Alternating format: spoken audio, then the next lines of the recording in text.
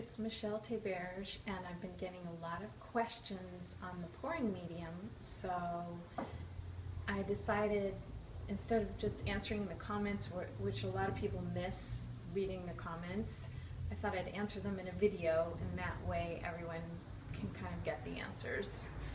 And I just like it's more personal for me to talk to you. It's almost like you're here. So, I got a question, and by the way, thanks for your patience. If I missed someone, please feel free to send me an email or put another comment in if you have another question. Try and do these as I'm available to do them. I'd be happy to answer more questions. So I'm not sure exactly how to pronounce your name, and I did respond to, but it's a query or a quarry. I was trying to see if I could get around using a varnish for a piece, and was going to try to use pouring medium, but I see you still mentioned you still wanted to use varnish. I guess I'll use varnish. Also, what is your take on using Pledge floor finish as a varnish? And I'm not going to go into that because I did comment back about that, but I just wanted to say I get a lot of questions about varnishing pouring medium, and unfortunately I haven't found a really suitable varnish that doesn't change the really glassy, crystal clear, smooth surface. It seems like every varnish has a little bit different texture, and brushing something on that smooth glassy is just hard to get it really level and perfect. I haven't done extensive testing on it. I've tried the spray varnishing, and that leaves just like the fine particles of varnish leave this ever so slightly pebbly texture on the pouring medium, and so it changes the surface. So I've decided to not varnish until I can solve that problem. I did try using resin, and a lot of people ask, why don't you just use resin? But I'm avoiding any toxic materials, so those epoxy resins are toxic, and I just avoid using those in my practice. So I did try it just to see. I've also been told that they yellow by other artists, and so I've been wary of that. The pouring medium is designed to be non-yellowing. So I hope that answers and helps some people. And then I got a question from Jeff Bishop on April 22nd, 2014. It appears that a lot of your problems with this work is the pouring medium. What can you do about that? And I've been trying to solve it. I mentioned, the resin as an option, not choosing that. I was also told by another artist about ice resin, which is non-toxic, but it's so expensive. Like a little container of it, when I saw it in the store, was $25, and it just wouldn't be affordable for me on this large scale. So I haven't tried that ice resin, but it looked cool if I were doing smaller work. So anyway, I'm trying to do something with pouring medium that is a bit challenging, and I'm just working my way through it, seeing what I can discover and solve or not solve. But that's part of the process as an artist. And a lot of times I get questions that are like, what if I did this and what if I did that? And my advice is just go for it. If you've got that idea, just set some time aside and just do it. Don't ask me, because you're going to discover things that I would never have even thought of. So I can't know every possible iteration of using this material, but you are out there and you're going to try stuff. So I just encourage you to not worry about, is it going to work, isn't it going to work? Just go for it and see what happens, and share the results with us. So Vicky S. wrote, loved your videos. Do I need to pour on a wood substrate, or would it work on canvas? I have a 30 by 30 inch canvas. I would love to use pouring medium, but I thought it might buckle. Well, if you look at my most recent video, Unfolding of a Painting Series number 19, I did talk, it's not buckling, but it's the sagging of the canvas. So watch that and see why I choose not to do it on canvas. 30 by 30 inch, these ones, what are these, 2 feet by 2 feet? So it's about the same size. Yours is a little larger, so I would not do that. I would try and do wood if you can. I got a really sweet message, Hamza Ali. Do you have any teaching sessions in Canada, Missasauga? I'm not even sure where that is, I'm sorry. But I would love to come. I just am so flattered that you asked. No, I don't have anything currently planned. In my vision, I would like to at some point do some online classes that you could sign up for and we could have sort of back and forth. And but right now I'm just not available, too much going on to do that. But subscribe to my channel and I'll keep you posted if I'm able to put that together for you. Oh, it sounds like fun. Let's see here. There's some questions on different mediums. I'm going to keep this video on pouring medium and answer some of the ones about glazing and the flow aid and the airbrush on another. Sweet Letha on June 9th, 2014 asked, have you tried making sides with tape so it doesn't run over? Just wondering if it would work. Maybe if it worked, there wouldn't waste so much. Absolutely, and I have. And in my early workshops, we did that, and you would get what I remember in my chemistry class in junior high is called the meniscus, where it like curves up on the edge, and so then we'd have to like cut it down. I didn't like the look of it. Most artists who use resin pour over, and I like that kind of rounded edge, so I'm purposely doing that. But a friend I mentioned in my video last week, she has a taping method. We're going to try it. I'm going to learn from her. She had some idea for me, so we're going to try that and make a video for you guys and show you. And if you come up with something, please share. You can do, I know on YouTube you can do response videos, so if you ever, you know, I'm not doing this very high tech, it's just an iPhone. You don't have to be, you know, super fancy, but just, you know, share. I really like building this community on YouTube, and I love getting your comments, and I love seeing your pictures, and I love it when people subscribe from around the world, and I love feeling connected to artists all over. It makes me so happy. So I just want to thank all of you who have subscribed to my channel and asked questions and made comments. Let's see.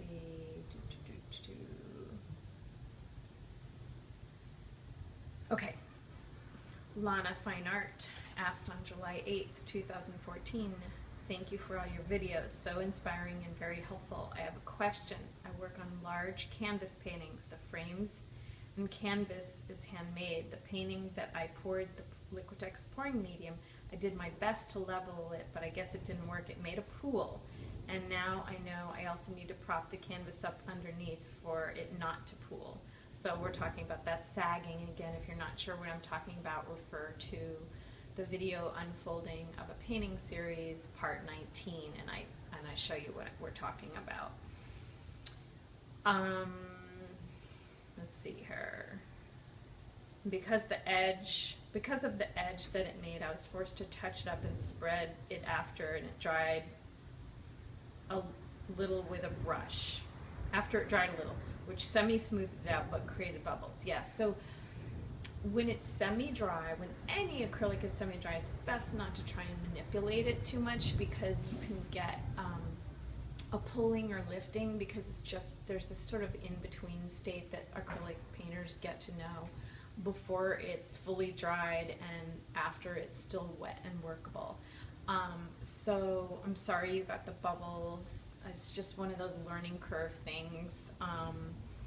That's why I just recommend, you know, when you first start using a new material, get some little boards or little canvases and do a lot of play and experiment. And then when you really feel like you've got the dance down, then you can, you know, make things that are your normal scale, or, you know, that have maybe a little more intentionality in it, or, you know, anyway, feel more like your real work. I hate to make that differentiation, but I think sometimes it's just helpful to have canvases that you know you're just going to experiment and toss. Sometimes you'll keep those, and those will be great too. So, let's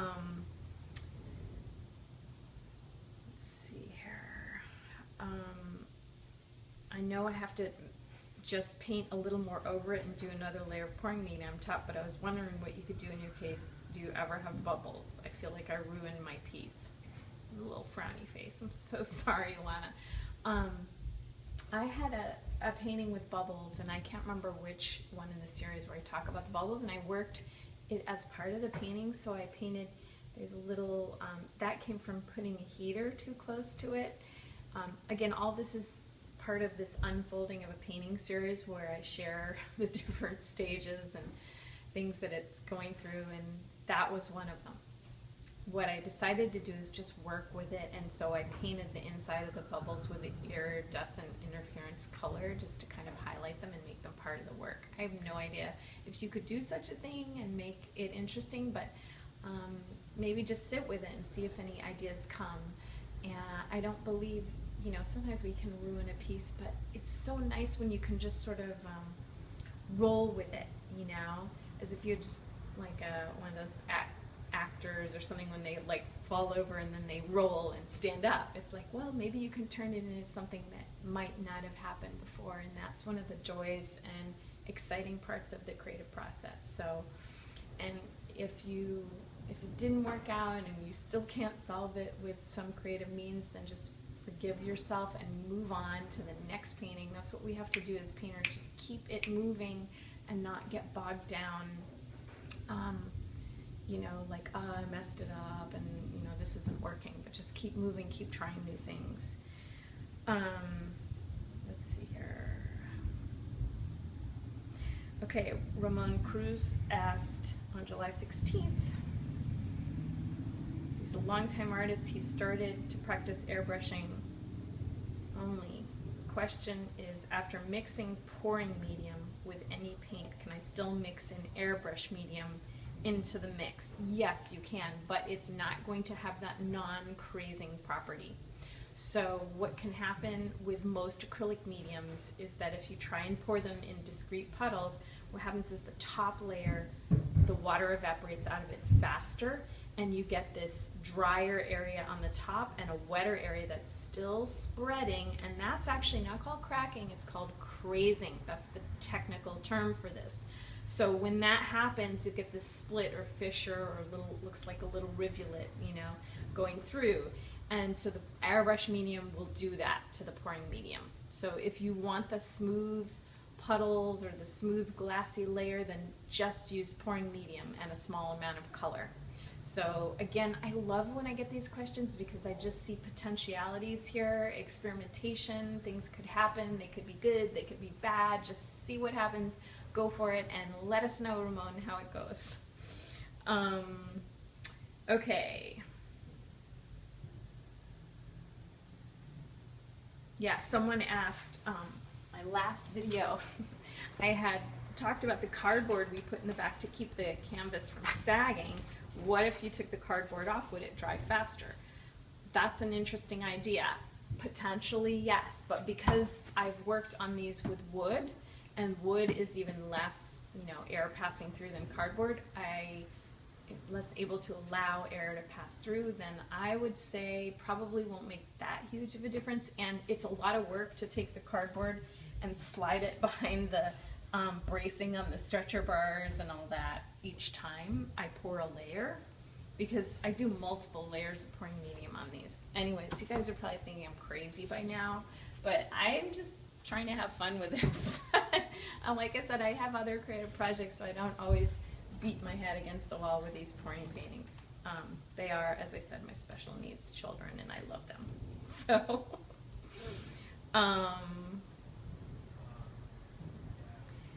oh, Julie Azadi asks, question, can you work the pouring medium when it is wet, like adding a streak of color or fibers? Amazing. Like, this is the exciting thing, you know, these ideas and these questions. So absolutely, just try it. It's basically what will happen. And again, I just encourage you to get the pouring medium, just play with it and see what happens, because I can answer these as technical questions, but there's nothing like getting your hands in materials and experimenting yourself. So, but to describe what will happen if you put color in, the pouring medium just keeps leveling, And so if you draw in it, it'll just spread, and that can be very interesting. I think I have some earlier pouring medium videos where we drop the ink on and watch the little colors migrate. I've done that a lot in my live demonstrations. I may not have videotaped that yet, and if so, that's like, remind me. If you want to see that, I can show you. But the fiber, I mean, just all this. I've had people ask, you know, about collaging and layers, and there's all kinds of things you can do with that. Put papers in, pour over them, you know, so you get this, there's a word for that called palimpsest, this multi-layered effect. You can paint on top, draw on top with acrylic inks, let that dry, layer on top, you know, lay fibers, lay fabric, sprinkle glitter, let that dry, pouring medium on top. I mean, it's just, oh my gosh, it's so fun. I wish we could all get together in my studio and do this together, but Julie, try it and let me know how it goes. Anyone who ever wants to share something that they've done, you can post it. I have a Facebook artist page.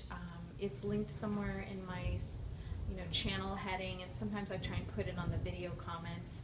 I know Sam Dahi posted some gorgeous, well, he let me photograph him because he came to a talk, and some amazing pieces he'd done with pouring medium after watching these videos. And I really appreciate that, because I don't get to see you in person. I don't know what you're doing.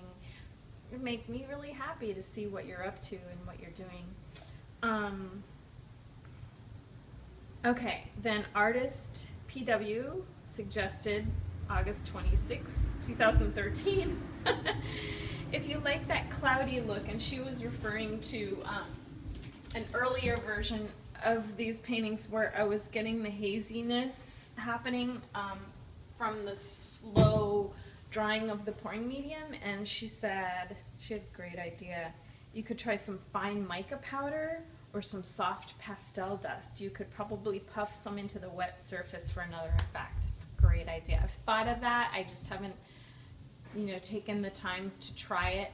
One caution I would say, anyone who wants to work with any powder, pastel dust or fine mica dust, please wear protection. You really do not want to breathe those fine particles in. So you'd have to wear a dust mask or even a respirator. And so it might be hard to blow into it, or she said puff, so I'm imagining she's thinking like blowing through a straw or something. You just don't want to blow stuff up unless you have your nose and eyes probably protected. Okay, so Barbara McLean, shoot, it got cut off. I tried to cut and paste her question. I did a pour on top of another pour, then a small pour in a section on the canvas with some interference paint. But it is raised now that it is dry. Should have known it would do that. Let's see if it's, I'm clicking read more, but it's gonna, I don't think it's gonna take me to that comment. So we'll have to come back to that another time. Barbara, thank you for your question, and feel free to email it to me.